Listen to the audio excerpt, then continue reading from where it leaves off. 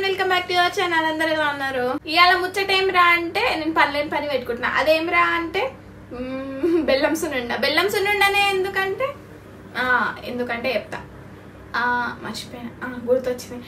బెల్లం సున్నుండ ఎందుకంటే బెల్లం ఉంటుంది కదా, బెల్లాన్ని ఏదో స్వీట్ చేద్దామని బెల్లం తీసుకుంటే ప్యాకెట్ ఓపెన్ చేయలే, కొత్త ప్యాకెట్. సరే డేట్ చూడు, డేట్ ఉందా అని అన్నది. అయితే డేట్ చూస్తే ఎప్పటి వరకు ఉంది తెలుసా, ఈ మంత్ 20-22 వరకు ఉంది. అయితే అమ్మ అయిపోతుంది కదా, ఏదో ఒకటి చేద్దాము, తొందర తింటే అయిపోవాలి అంటే తింటే అయిపోతుంది. స్వీట్లలో ఏమైపోదు అసలు.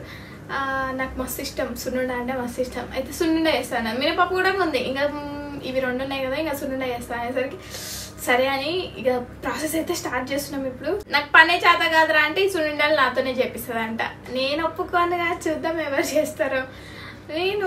నాకు ఇంత చెయ్యికి ఏమన్నా అంటుతేనే ఏమంటారు కదా, డాచ్ లిటిల్ ప్రిన్సెస్, దాంట్లో పోయి కడుక్కుంటూనే ఉంటా. కొంచెం బ్యాక్గ్రౌండ్ ఇగ్నోర్ చేసుకొని సారీ. మా అమ్మతో తిట్లు తినొద్దంటే అప్పుడప్పుడు ఎల్క సహాయం చేద్దాం. ఏం చేసినారంటే అది చేసినా అని చెప్పనికి.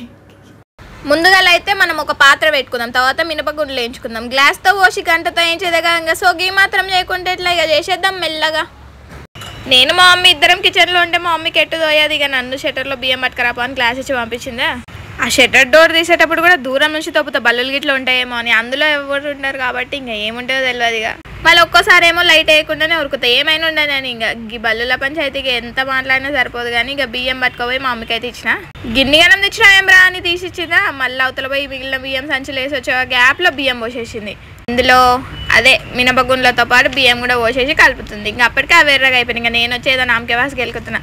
మా మమ్మీకి నాతో ఒర్లి తలకాయ నొప్పి లేసిందంట. అప్పటికే ఫుల్ తలకాయ నొప్పి లేసింది అన్నది. అయినా కూడా ఇంకా నేను వదిలేసేసరికి ఇంకా నన్ను ఇతలు వదిలేసి ఇంకా అవతల పోయి వస్తుంది. ఇది పక్కకి పెట్టేసుకొని మిక్సీ పట్టేసుకుందామా. ఆ తర్వాత ఇంకా నెయ్యి పెట్టేసినాం. అదేమో దాని మీద చక్కగా నిలబడతలేదు, మళ్ళీ పడ్డది.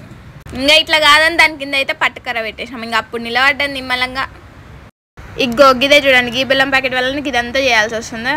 ఇందాక ఎంచుకున్న బియ్యం మినపప్పు ఉంది కదా, అది పొడి కొట్టి తీసుకొచ్చింది. ఇంకా నేను అందులో పోస్తుంటే నిన్ను తీయాలా లేకపోతే ఆ పొడిని తీయాలా అని అంటుంది. ఇంకా నేను తీసుకుంటే అని నేను తలకాయ కొట్టుకొని ఇంకా నువ్వు చేయి నేను తీస్తా అని నేను తీసుకున్నా. స్వీట్ చేసినప్పుడల్లా యాలకులు వేస్తారు కదా, ఇంకా ఊకే కొట్టేవారు పోసారని ఒక డబ్బాలో మిక్సీ పట్టి పెట్టింది. బెల్లం అయితే నల్లగా ఉంది అనుకుంటారా, నాకు బీ తెలీదు ఎందుకు నల్లగా ఉందో. ఎంత వేసినా ఇంకా మస్తు మిగిలింది. ఇంకా సర్లే దాని సంగతి తర్వాత చూద్దాంలే. కానీ దీన్ని అల్లా కలిసేంతవరకు కలుపుతూనే ఉండాలి. ఈ పిండిలో జర మిక్స్ అయిపోయాక ఇప్పుడు వేసుకుందాం కరిగించిన నెయ్యి. అప్పటి వరకు ఇంకా గడ్డగట్టలేదు, లేకపోతే మళ్ళీ కరిగించాల్సి వచ్చేది. మళ్ళీ కలుపుతూనే ఉండాలి. కలుపు. ఇల్లులు కట్టేటప్పుడు ఉష్కో ఉంటుంది కదా, అట్లుంది కదా అది. మొత్తం కలిసేసింది కానీ ముద్ద కట్టింది. అది కాస్త పట్ ఇరిగిపోయి నెయ్యి తక్కువైందని మళ్ళీ 2-3 స్పూన్లు వేసిందా. మళ్ళీ కడితే అప్పుడు వచ్చింది లడ్డు మాదిరి భలే వచ్చింది.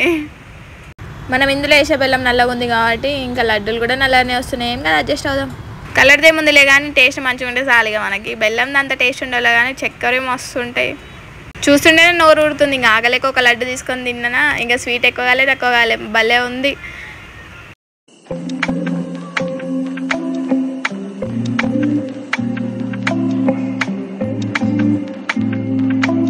అమ్మయ్య లడ్డు బెల్లంకి 2 పంచాయతీలు అయితే అయిపోయినాయి. Okay bye, take care.